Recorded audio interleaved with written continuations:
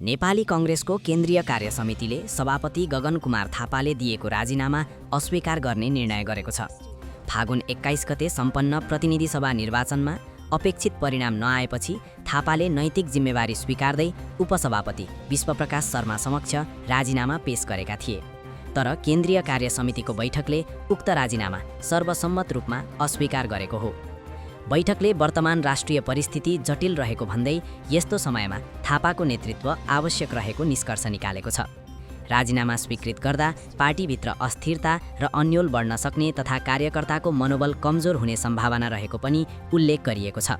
त्यस्तै यो राजीनामा बाध्यकारी नभई नैतिक आधारमा दिइएको भएकाले अस्वीकार गर्नु उपयुक्त ठानिएको जनाइएको छ।